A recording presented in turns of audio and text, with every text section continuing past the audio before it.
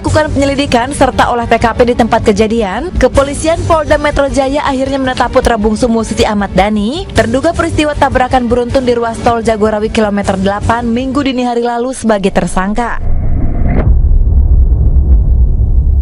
Perawatan pasca operasi patah tulang di Rumah Sakit Pondok Indah, Jakarta Selatan, diancam 6 tahun kurungan penjara atas sangkaan melanggar Undang-Undang Lalu Lintas Pasal 310 Ayat 3.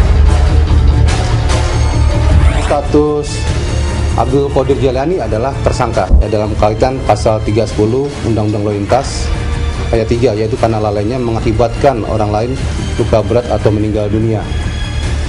Dan dari hasil-hasil analisa di lokasi TKP, kita masih menunggu 2-3 hari ini tentang kecepatan yang baik sebelum kecelakaan maupun pada saat kecelakaan. Ini masih dianalisa.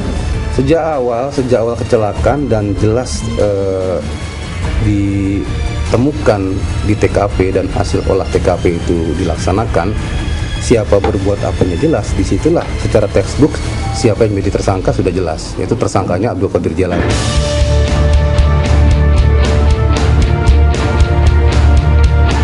Selain penetapan sebagai tersangka, kepolisian juga melansir hasil tes urin dan darah putra bungsu Ahmad Dhani tersebut. Uji laboratorium memastikan tidak terdapat kandungan alkohol maupun zat narkotika. Ya, perkembangan terakhir hasil tes urin dan tes darah dari Dul sudah keluar dari Lapor Mabes Polri, dan hasilnya dari pemeriksaan beberapa komponen seperti narkotika dan alkohol didapatkan semuanya hasilnya adalah negatif. Jadi tidak ada kandungan apa-apa dalam urin dan darahnya. Ya, tentunya salah satu dugaan penyebab kehilangan kendali waktu mengendarai kendaraan Lancer tersebut sudah bisa dipastikan tidak ada dari unsur faktor-faktor narkotika dan lain-lain. Kita tinggal menggali kepada faktor lainnya, apakah faktor human error, apakah faktor dari kendaraan, atau faktor daripada situasi kondisi lingkungan di sekitar kendaraan.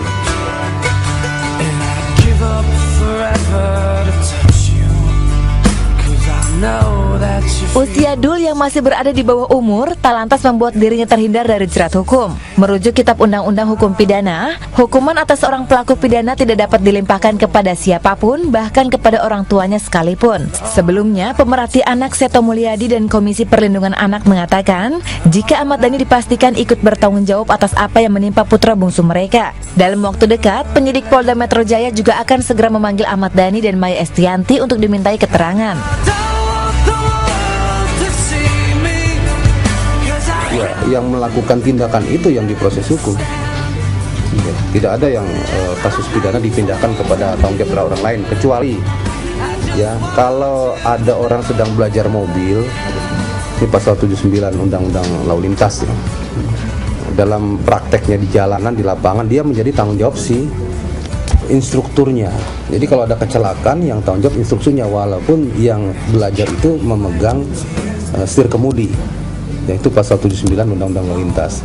Rencananya hari ini akan dilayangkan panggilan kepada kedua orang tua Abdul Qadir Jailani, yaitu Ahmad Dhani dan Maya, untuk dimintakan keterangan. Kalau memungkinkan by phone bisa segera datang, lebih baik.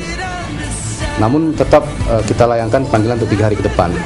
Lantaran masih berada di bawah umur, proses pemeriksaan dan penyelidikan terhadap Dul akan didampingi Komisi Perlindungan Anak Indonesia atau KPAI. Penerapan ancaman hukuman terhadap Dul pun diberlakukan setengah hukuman, artinya Dul hanya harus menghadapi 3 tahun jerat penjara. Namun hingga saat ini, kepolisian masih belum dapat memberlakukan pemeriksaan terhadap Dul karena yang bersangkutan masih menjalani perawatan di Rumah Sakit Pondok Indah, Jakarta Selatan pasca menjalani operasi